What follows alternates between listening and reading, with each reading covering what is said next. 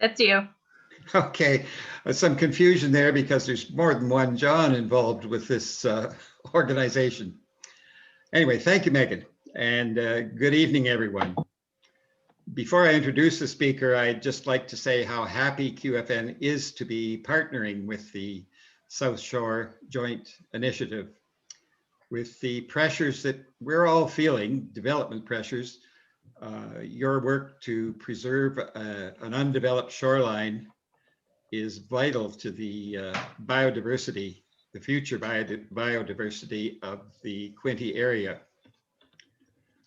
As you can probably guess, I'm particularly pleased to introduce tonight's speaker, although it has to be admitted that Kyle's intense interest in nature did not develop at an early age.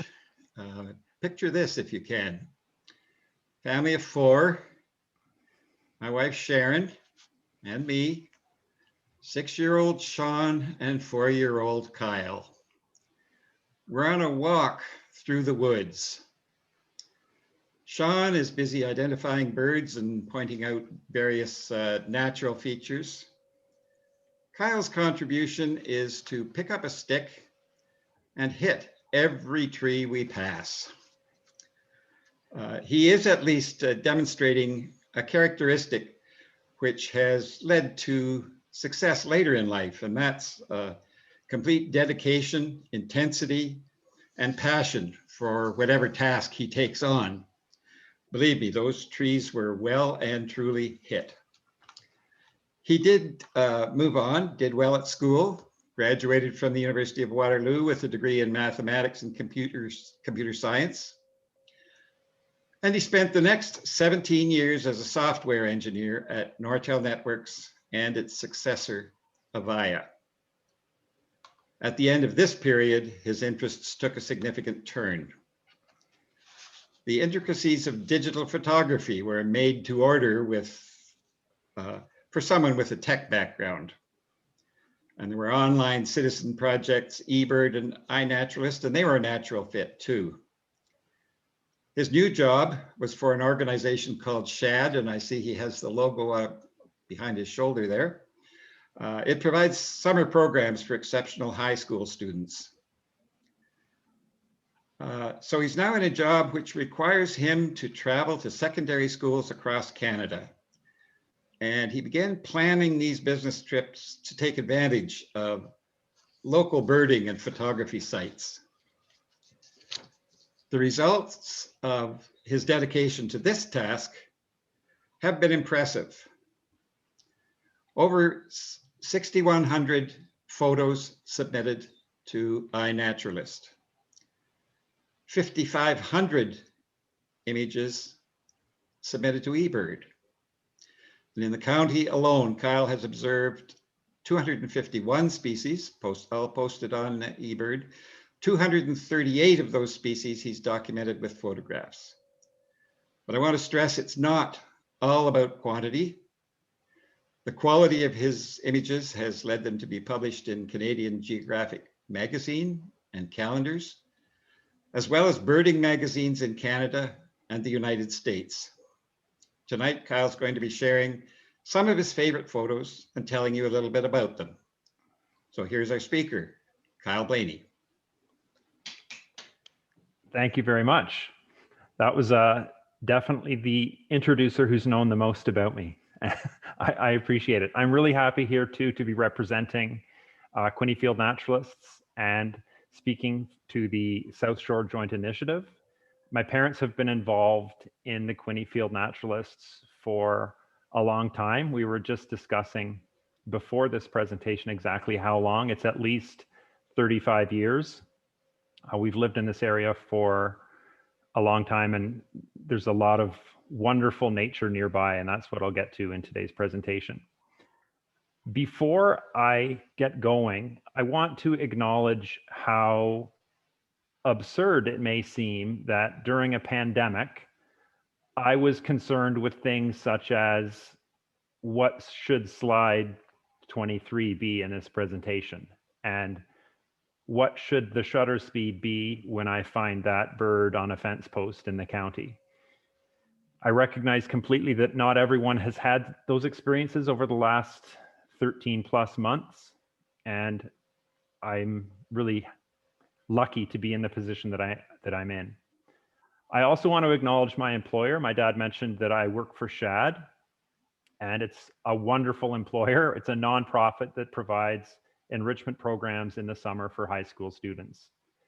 In a typical year, we bring students to universities all across the country, and the students learn about science, technology, engineering, arts, and mathematics in person, and they get to meet 50 people like them from all across Canada. This summer, we'll be running the program virtually for the second year in a row, but I know the students will they'll still be impacted the same as the students are at our in-person program. I am an alum of SHAD. I attended it in 1991. It means a great deal to me. And like my dad said, it's also provided me the opportunity to travel throughout the country. On to the lessons. During a pandemic, undoubtedly the lesson that you learn the most is that plans are not always going to be met. And as a nature photographer, that is certainly the case. It's usually when I look at my images after I come back from a trip, every single time there are ones that did not go according to plan. For example, you could have a bird like this Jaeger and you chop off its tail and its wing. Or in a more severe case, you could chop off an entire hawk's head. This is not a cropped image. This is exactly how I captured it in camera, completely unintentionally. Sometimes you're looking at a beautiful bird in the county, like this Blackburnian warbler, and there is a stick obstructing the bird. And no matter what you try, you cannot get the bird to look away, so the stick is not in front of its face. Or you might encounter a bird like a ruby-throated hummingbird that beats its wings so quickly that no matter what you do, you can't capture an image of its clear eye. And even though plans go awry, it's important that you plan anyway. Probably my biggest activity in the pandemic, other than going out and looking for wildlife, is to plan trips. I have no idea when I'll get to utilize these plans, but I find it comforting just to think about what I'll do the next time I'm in certain parts of Canada. So for example, I can't wait to return to Nunavut. The last time I was there, it was February. It was -34. My app on my phone told me that it felt like -53. I would agree with that. It was cold. And there was exactly one bird species present, at least that I could find. That was a large number of ravens at the dump in Iqaluit. I look forward to returning there and trying to see even more birds. I look forward to returning to the Northwest Territories, where, for example, you can find in some of the cities ptarmigans that blend into the snow in a way that you cannot really believe until you see it. And they also have the most cool red eyebrows and an even cooler set of snowshoe feet. I can't wait to return to Labrador, which I found was a spectacular place to practice all kinds of photography in relative peace. For example, there are lots of warblers there. And if you encounter a local, like I did, that was willing to take me out into the Labrador Sea, you can find birds like a northern fulmar or a Pomeran Jaeger.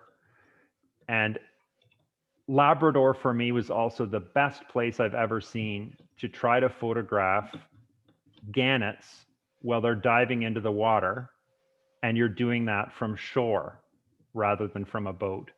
And going back to the comment about plans going awry, I will not show you the hundreds of other images that I attempted before this one was taken, where the bird is actually in its Torpedo Lake State, and Sharp. I also can't wait to get back to Northern Ontario. It's possible I'll be able to do that this year if they ease the travel restrictions. We'll see. The northern shore of Lake Superior, though, is a place that can go from incredibly calm to absolutely not calm and back all in the same day. But it's just a great place to visit. And almost every single Northern Ontario lake has a loon family that you can share the lake with and listen to their haunting calls. And if you come back on land at night and you're lucky enough that it's clear, you can watch the stars go from, you can watch the sky go from stars to eventually, if you stay up late enough, you can see the galactic center of the Milky Way, like this photo from Northern Ontario. I can't wait to go west again through the prairies. As you hit Manitoba, you're more likely to encounter birds like white pelicans. These were taken in Manitoba. In Saskatchewan, you can find birds like a marbled godwit and eared grebes. And just like the lakes in Northern Ontario, you can find very peaceful lakes in Saskatchewan that are really great for watching the sunset on. This is an appropriately named loon lake. In the sloughs of Alberta, I like looking for birds like American avocets and black-necked stilts. And then as you go a little bit further west to our westernmost province, my favorite province other than Ontario is British Columbia, which has its own set of beautiful lakes. In the northern part of that province, I've driven on the Alaska Highway and the Stewart-Cassiar Highway a number of times. And if you're willing to take it slow on that highway, you can find all sorts of animals ranging from a moose and a bison to black bears that are just in the ditch, happily munching on dandelions. This photo, thankfully, was taken from the comfort and safety of my vehicle. Near the rest area in one of the Northern Ontario roads in BC, Northern BC roads, this red fox was waiting, I think, for me to leave so it could pick up some potential crumbs. And then my favorite animals in BC are those that you can find on the coast. The most special one I've seen there is the spirit bear, which really also led into my nature career, I guess you could say. The same day that I saw this spirit bear in the morning, I saw a breaching humpback whale in the afternoon. I can't wait to go back to all of those places, but the remainder of this talk is going to be about how wonderful the nature is that we have right here in Ontario and in Prince Edward County, and in particular, and on the south shore of Prince Edward County, even more specifically. Some of the other lessons from the pandemic are that sometimes things happen that you don't expect. And as someone that goes out into nature, there are all sorts of ways that you can encounter the unexpected. For example, you can encounter animals that are grouped together in ways that you didn't expect, like this large number of Caspian terns that I found on the west coast of Prince Edward County, or the flock of Bonaparte's gulls at Sandbanks Provincial Park, or a little bit north of Belleville, this collection of powdered dancers that was trying to find any kind of floating material on which to rest. You also can find animals that are not in the expected color that shows up in a field guide. For example, in Western Ontario, you could find white squirrels. This one was taken at a park in Exeter. In Prince Edward County, you might find something like a melanistic garter snake, like this one that we found at Charwell Point. Over the Christmas break, my parents at their feeders had a visitor that was also an unexpected color. This common redpoll, which is partially leucistic, was a visitor for a number of weeks, if I recall correctly. But undoubtedly, the most unusually colored bird I've found in Prince Edward County is this individual right here in 2014. And at the time, I really didn't know what I was photographing. This bird was hanging out with some juncos on the ground, and I thought it looked a little bit different. So I took its picture. I thought it would end up being some sort of sparrow. But as it turns out, this bird is actually a dickcissel. Dickcissels are supposed to look like this. They're supposed to have, as you can see there, they have yellow and white and black and a chestnut shoulder patch. And my bird, I call it my bird, my bird has none of those characteristics. But after some discussion with experts around the world, they've determined that the bird that I found likely had numerous pigment deficiencies that led to it being the color that it is.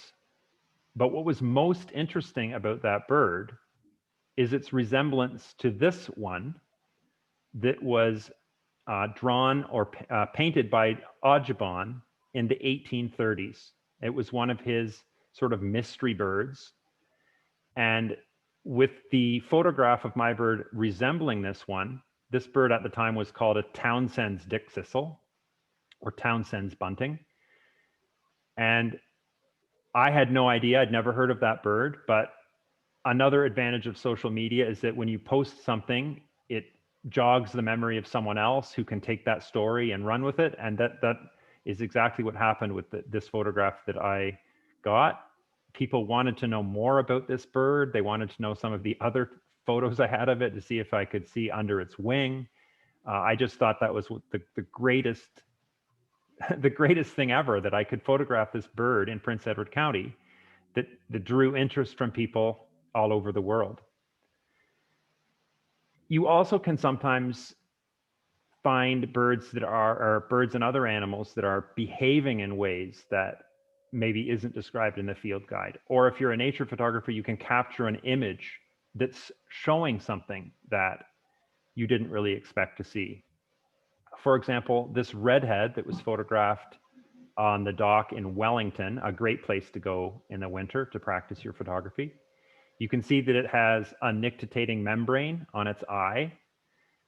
Or in the case of birds flying behind my house, for example, this one, you can see this raven is carrying some sort of spherical object. It's not quite a golf ball. I still don't really know exactly what it is or where it came from. But it was happily carrying it back, I don't know, maybe to give as a gift to another raven or to some other thing. North of Belleville last year, I encountered this caterpillar that was hanging down from a tree that was nowhere. It was a very tall tree. Was not expecting at the time to be running face first into caterpillars, but that's exactly what I did with this one.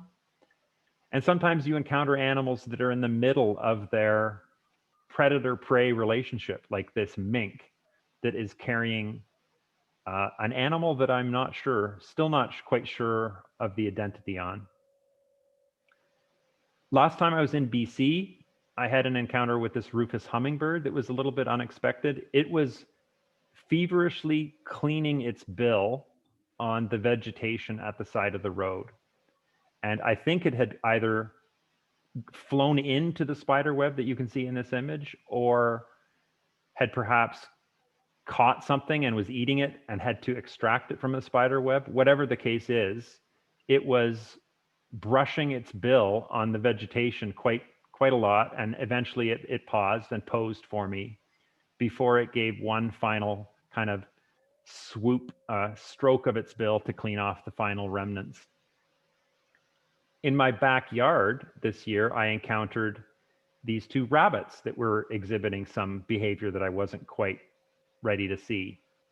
I'm still not sure if this is some sort of mating ritual or dominance display or what exactly is happening, but these two rabbits would face each other, and then one would run toward the second, and the second one would leap in the air and go underneath the first one. And that happened over and over again until they never really made contact.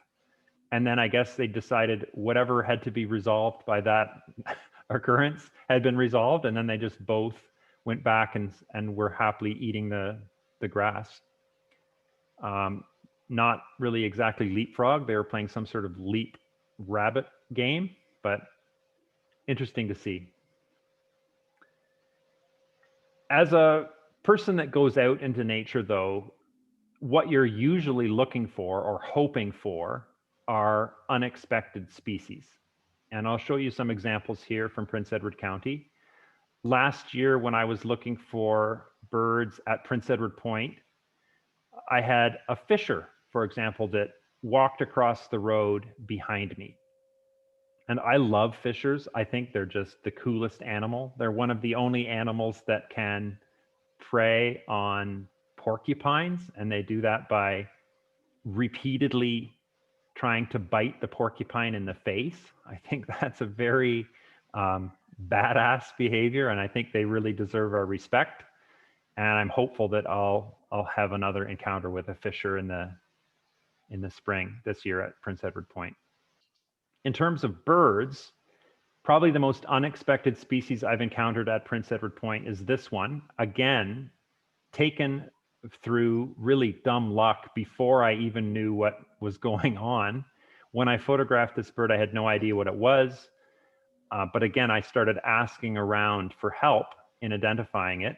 And it was determined that this is a Lecant Sparrow. And this bird was almost motionless on this stick for over a minute.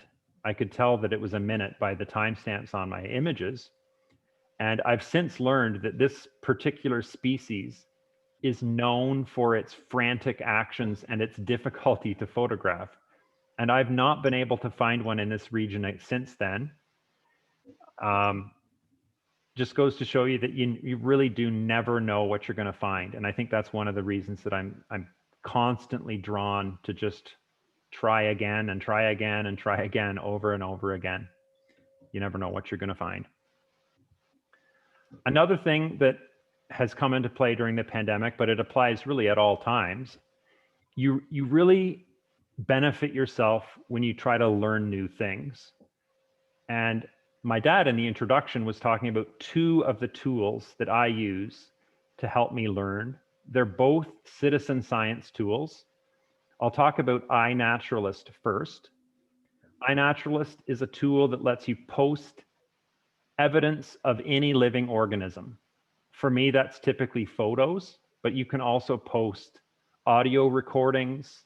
If you happen to know, if you find fur that's been rubbed off on a tree, or if you find scat or feathers, or anything that's evidence of an organism, you can post it to Inaturalist. And there are two ways that it can be identified. It can be identified by an artificial intelligence engine that is built in to the tool. So as you're posting the image, it can recommend a likely species for that image. There's also a whole community of members that will help identify. And that's what I found really interesting. If I post a picture of, say, a turtle, and I know enough that it's a turtle rather than, say, a bird, someone else who's an expert in turtles can say, well, Kyle, actually, that's more specifically than a turtle. I can tell you that that's a Blanding's turtle. And then you can investigate Blanding's turtles. You can go on Wikipedia and find out where Blanding's turtles fit in the evolutionary tree. And then you can learn that Blanding's turtles are endangered in the part of the country that you found that in. It's just a never-ending source of information that I find fascinating. The other thing it provides is a map of your observations. And that can be a way that you can challenge yourself to visit lots of places and see lots of things everywhere you go. This is my map of iNaturalist observations. You can see here, getting back to the gratitude part of things, I'm lucky and very grateful to have been all over Canada a number of times. But these days, I spend almost all of my time, in fact, I do spend all of my time in Ontario. and even more specifically in the Quinte region and Prince Edward County.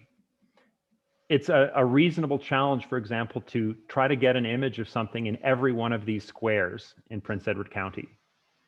I'd love to get a picture in every part of the country, but maybe that's not realistic, but visiting every part of Prince Edward County is a little bit more of a realistic goal.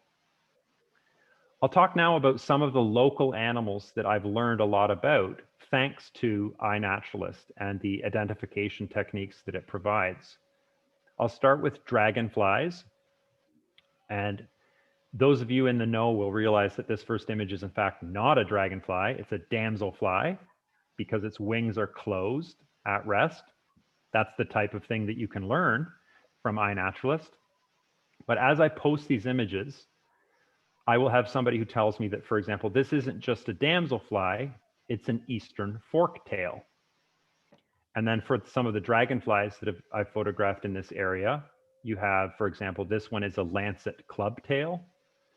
This one is a dot-tailed whiteface.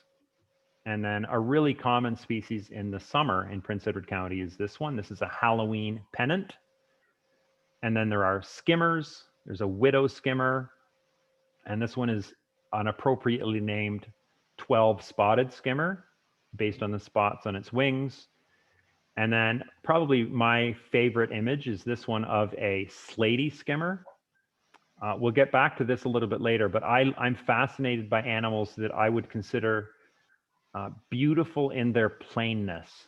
And I think that qualifies this dragonfly perfectly. It's beautiful because of its neat, uniform, slaty blue color. The Demarest Conservation Area in the county is also a great place to practice your dragonfly photography. These next two images were both taken there. For example, there's the blue dasher and the eastern pond hawk. Another family that I've learned about is moths. And all of the following images were taken on my iPhone on my front door as I left my house to come to the county to photograph birds, to photograph and look for birds. So I knew basically nothing about these moths and just posted them using the species recommended by the artificial intelligence, and then had an expert confirm that yes, that is in fact the correct species. If I'm wrong on any of these, please let me know. I'd be happy to fix them. So I'll just tell you what some, I also just like the names of these moths. This one, for example, is the curved toothed geometer moth. This one is the toadflax brocade moth. I presume I'm saying that right. I don't think it has a soft C. This one is really well named as well. It's a yellow slant line. And this one is a hickory tussock moth. And undoubtedly the coolest looking one is this one here with its fluffy legs. It's called a pearly wood nymph. And finally, in terms of species that I've learned about on iNaturalist, I did not expect that I would be posting images of fish to iNaturalist because I do not have a GoPro camera, nor do I have a waterproof housing for my other camera. But there are some places where the water is shallow enough, and if the sun is right, you can take blurry images of fish while you're standing on the bridge. And that's what I've done here. This, for example, I've learned is a fall fish, and this one is a bluegill. So that's just an example of some of the things I've learned by posting my images to iNaturalist. I mentioned challenging myself to fill up my iNat map of the county. Another citizen science project that is great for challenging yourself is my favorite tool of all, and that's eBird. eBird is a tool run by Cornell University that lets you record bird sightings. And you can do that on your computer or on an app on your smartphone. And then it can provide a summary of your observations based on the county, the province, the country, the region, the month. It's really spectacular. And I have a lot of ways I want to challenge myself with eBird. For example, This is my map of observations in Ontario. You can see here that eBird separates it into county regions. And one of my goals is to see 50 species in every region of Canada. I'm just about complete in Ontario. I've seen 50 species in 49 of our 50 regions, and I look forward to hitting the 50th as soon as I can. And then if you zoom in on where I live in Hastings, and I try to bird as much as I can in Prince Edward. So you can see here that eBird is telling me that I've seen 251 species, photographed 238 of them. So there's lots of obvious ways to challenge myself here. I will almost definitely not get to 300 species in my lifetime, but that's no reason not to try. It's quite possible that I will eventually photograph 250 species in the county. And then I can start thinking about photographing 200 species in Hastings County, seeing species in some of the other neighboring counties, trying to get as many species as I can in each month. It's really just a never-ending source of amusement and challenge. Also during the pandemic, another great way to learn is to just try something new. In photography, there are an infinite number of ways that you can try new things. For example, I've never owned tilt shift lenses and gotten into architectural photography. I really know very little about photographing people in a contrived environment where you can have multiple flashes set up. That's something I might get interested in at some point. But when I'm out in nature, there's also other things that you can try. For example, I wanted to get an image of a bird that was taking off from water, but still looked attached to the water. And I was able to do that with a very common species here. This is a ring-billed gull. I'll give you some other examples of ways that you can experiment with your camera, if you have one. Bubbles.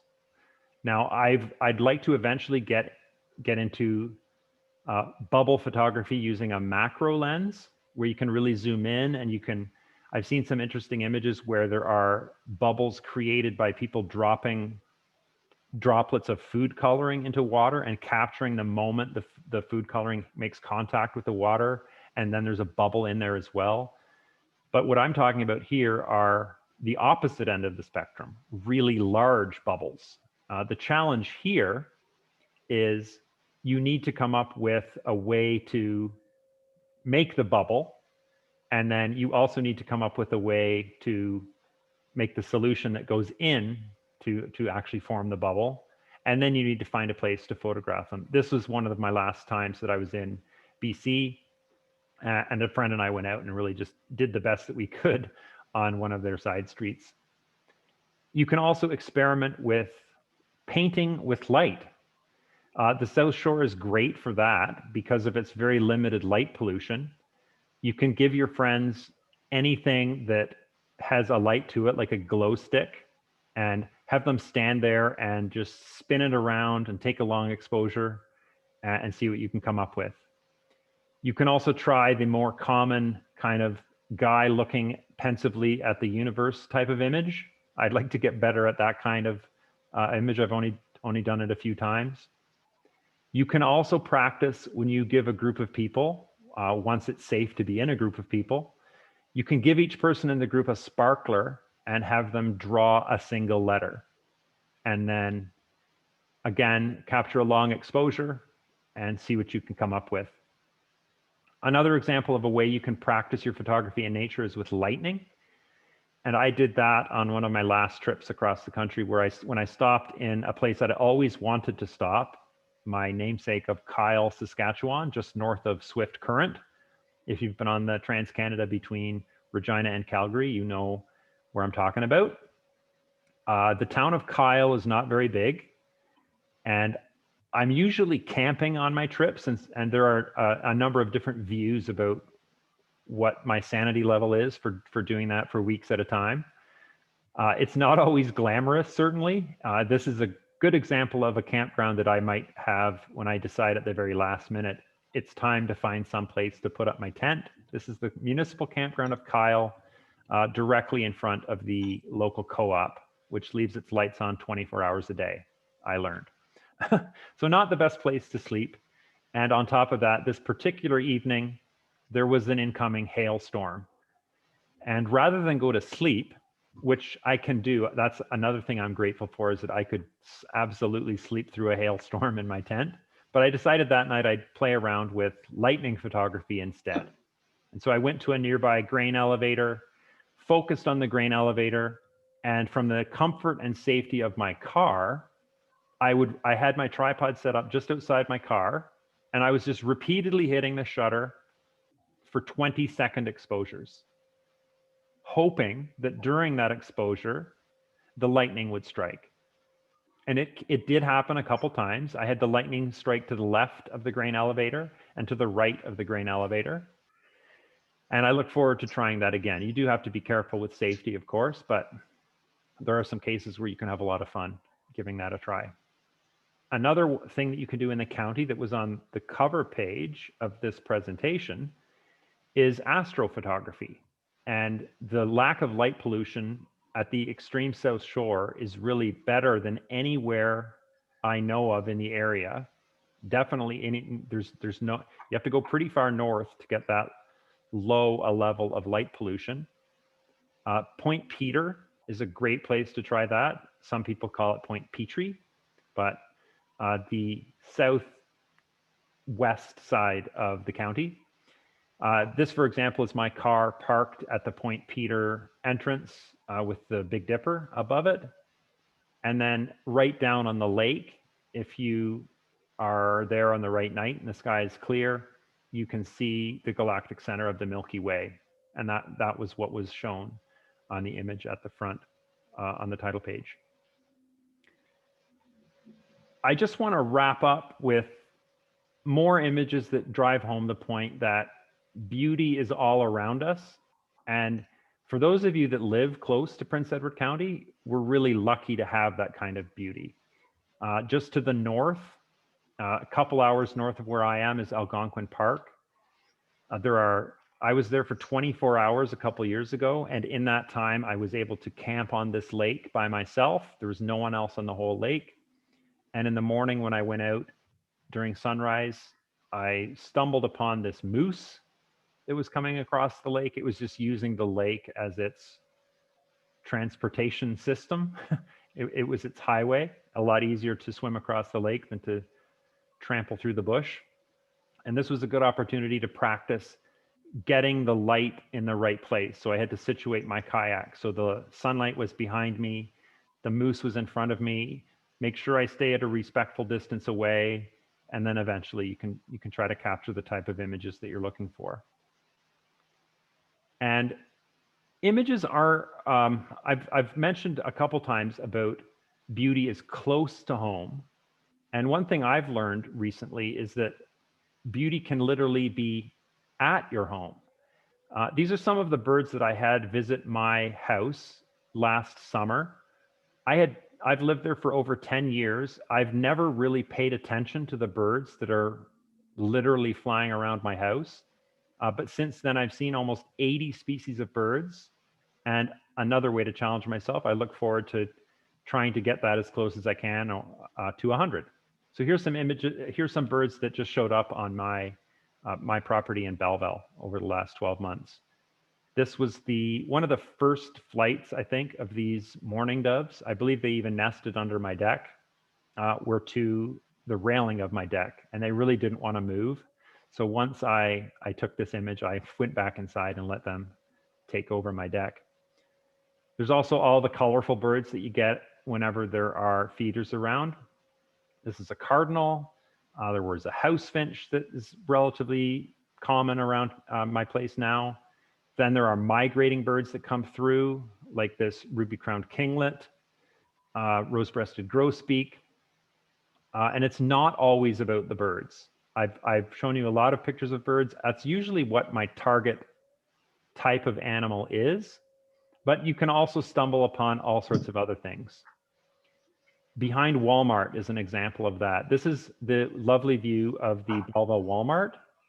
If you look the other way, this is a little bit more suitable for a nature presentation. This is the Moira River in Belleville, where I go a lot of times to practice gull and flight photography. If I'm playing around with different settings on my camera, I'll go here to test them out before I'll put them into practice somewhere else. And one day last year when I went there, I came upon this otter, which I wanted to come back and see again the following day. I did not find the otter the next day, but instead, almost in the exact same spot, was this beaver. And the beaver was cruising up and down the water near the riverbank. And then eventually I was very still on the shore, and it just came up onto the shore and started chewing away on this vegetation. Really quite cool. And if you recognize this image, it's on one of the interpretive panels at Prince Edward Point. You can also stumble upon other common animals. I'm not sure what the politically correct adjective is for this particular groundhog, but I do not think it has missed any recent meals. You can also find other interesting animals like snapping turtles. I think they're really, really cool. Just they look so ancient. There's lots of snakes that are around. The dock at Prince Edward Point sometimes has a family of mink that's playing nearby and will sometimes give you a show. Another occurrence of an animal that I wasn't expecting was when I was at Prince Edward Point photographing a merlin, and I heard a noise at my feet, and it was this dragonfly that was frantically trying to get out of the spider web that this orb weaver spider had built on it. And ultimately the dragonfly was unsuccessful. The spider was able to wrap up the dragonfly completely and leave it for another time. And I mentioned it's not about the birds, but it is, for me at least, it is usually about the birds. So I'll just wrap up with some of my favorite bird images from Prince Edward County. If you walk around enough woodlots or drive around the county enough, you will occasionally stumble upon an owl. Doesn't happen as much as we'd like, but that makes it even more special when it does happen. The county can have somewhat unusual shorebirds during migration. I look forward to that starting very soon. Some shorebirds have already started to show up, and a lot more are coming. This is a red knot from Sandbanks Provincial Park. And then from Prince Edward Point, this is the only time I've ever seen a white-rumped sandpiper there. And then along the south shore at Charwell Point, there are lots of opportunities for shorebirds, like this dunlin or a spotted sandpiper, or what I think is one of the cutest shorebirds, the semi-palmated plover. I also got a chance last year to spend more time kayaking in Prince Edward Point than I otherwise normally would have. And that gave me the chance to photograph birds in the marsh. This marsh wren, for example, I look forward to trying again this year to find, green herons and bitterns and soras and maybe some rails. It's also a chance to look for birds that maybe fly under the radar in terms of their beauty. This female bobolink is really quite beautiful. People tend to focus on the male of the species that has its backward baseball hat on, but I like the females just as well. And then in terms of migrants, this is from Beaver Meadow, a golden-crowned kinglet. And over the past winter, we had lots of visitors from the north. We had crossbills that were in the county that aren't usually here. We had lots of redpolls. This redpoll was on Victoria Road in the county.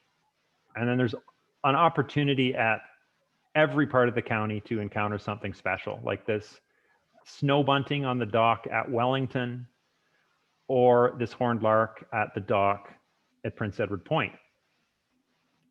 But when people come to the point, at least for me, if you're a birder, you're really hoping to see warblers. So I'll wrap up with my favorite warbler species. This is a northern parula. And then we have a black-throated green warbler, a golden-winged warbler. And then going back to my comment on beautiful in its plainness, this is an orange-crowned warbler from Point Peter. And I hope what you take out of this is that you find your own beauty in whatever, find beauty in plainness that's around you, and come up with ways to amuse yourself with the mundane things that are near you. If that means going out and looking for birds, fantastic. Go out and give that a try. I encourage you to take a look at iNaturalist and eBird, get an account on there, and start contributing to citizen science. And ultimately, I encourage you to get outside and do so in a safe manner. Visit the South Shore, visit Prince Edward County. It's a spectacular place that we're really lucky to have so close by. So I really thank you for this presentation. And at this point, I'm happy to take a few questions.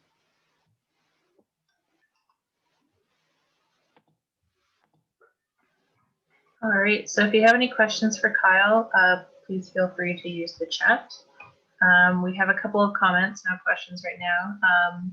Amy mentioned that your wonderful beaver images are also on the Millennium Trail interpretive signs in Prince Edward County, if you didn't already know. Yes, yes. Thank you to Amy for letting me have them up on those signs too. And Sarah mentions that your photographs are extraordinary. They're very beautiful. I think we can all agree on that. Thank you. John Foster actually mentioned before, when you were talking about your picture of your mink with the unidentified meal. Oh yes. That it was that he thought it was a skunk. A skunk. Okay. Yeah, I've had that as an option.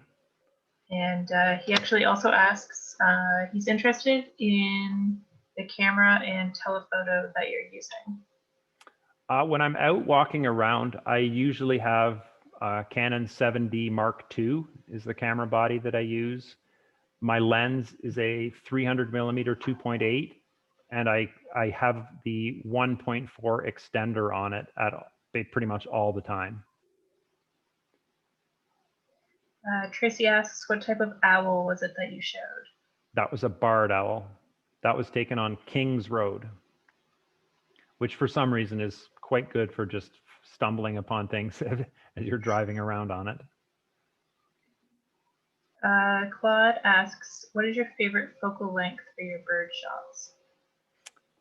Well, because I have a fixed lens, it's not always my favorite, but it's what I have. So it's the 300 with the 1.4 extender, so 420 millimeters. I find it's a good balance between, like I'd love to have an 800 millimeter lens, but I don't want to carry it around all the time. So it's a good balance for reach and weight, and it's what I have. So that's what I use. Jack Powell said, great presentation. Every bit is good, if not better, than your PCOB presentation last year. Thank you, Jack. So you have a fan. I appreciate Jack's support a lot. And I met Jack through Shad. Jonna said, I feel so inspired by your presentation, and these are incredible photos. Thank you. You're welcome. Lots of thanks, lots of wonderful photos. Tracy mentioned that she saw a snowy owl in Sandbank last week. Really?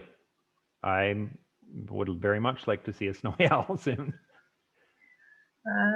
Does anyone have any questions for Kyle? Any more questions? Got some more thanks. Wonderful work. An eye-opener to our local wildlife.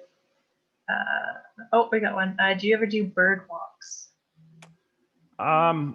Well, not really, but I think we're going to get into some Quinte Field Naturalist led walks, and I'm certainly open to leading one of those once it's safe to do so.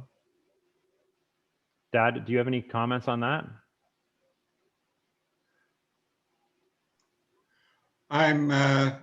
Well, I know Quinte Field Naturalists would appreciate having you take us to some of your favorite places. Yeah, there are lots of places that we could go in the county on a walk that are just infrequently traveled roads, or just wandering around Point Peter or Prince Edward Point, or even Charwell Point. Yeah, there's lots of places that I'd be happy to take people. The more people that understand the beauty, the better. One of the advantages of living in a place for quite a while is you come to learn all the secret places where you can find things that maybe aren't usually found.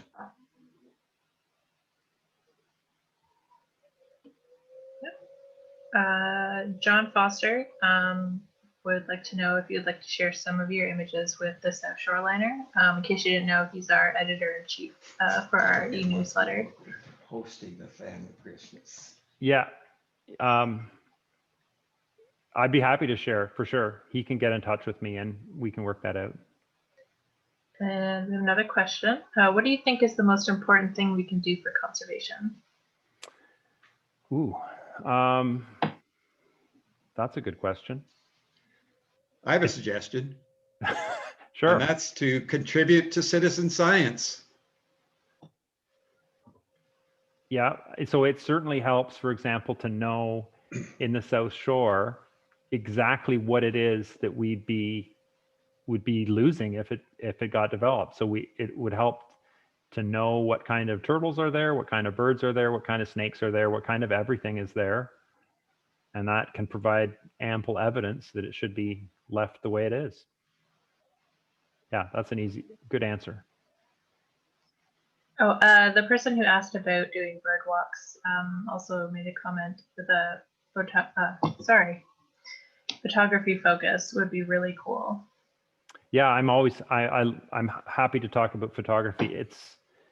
I'm always fascinated how different people can approach the same exact subject depending on what they think is going to make a good picture and what kind of, what they find beautiful. Another comment, great emphasis on local and close to home, the silver lining in the pandemic. I totally agree. Yeah, like I said, I'd never really even paid attention to the birds at my house, and now it's become a daily thing. Today, for example, was the first time this year I'd had an osprey fly by during the year. You never know what's out there. Let's see, more great photos, some presentation. Marty M, great to see so many photos, Kyle, viewing from Oz, and she's looking forward to sharing presentation. Shout out to Martin, my friend in Australia. We have international followers now. It's fantastic. Great. Brian asks, what is your favorite place for shorebirds in the county? Sandbanks is really good for shorebirds. Kaiser Crossroad is good, but they're too far away for really any kind of tremendous photographs. Prince Edward Point, I'm hoping this year that Prince Edward Point, the water levels in the lagoon are quite lower than I'm used to. So there could be some shorebirds there. There could be some shorebirds at the lighthouse, in front of the lighthouse at Prince Edward Point. There are going to be some flooded fields in the county soon that will have flocks of shorebirds. Lots of places. And as well, North Beach. North Beach is another place that can sometimes have shorebirds in the county.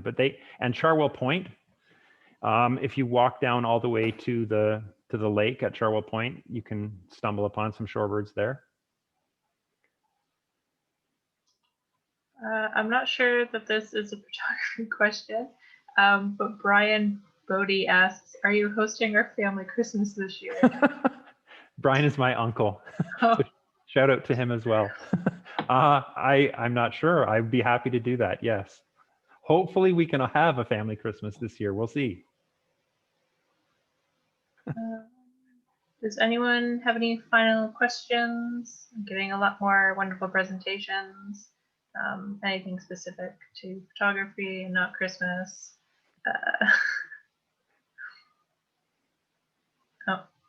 Someone completely different is saying, yay, family Christmas. Okay, good. Okay, we're getting sidetracked. I'll just give it another minute in case anyone has any other questions.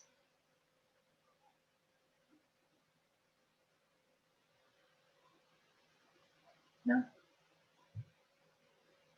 Okay, well, that's it. Thank you, Kyle and John, for coming and speaking to us about photography and the beautiful South Shore and everything great about Sedgwick County.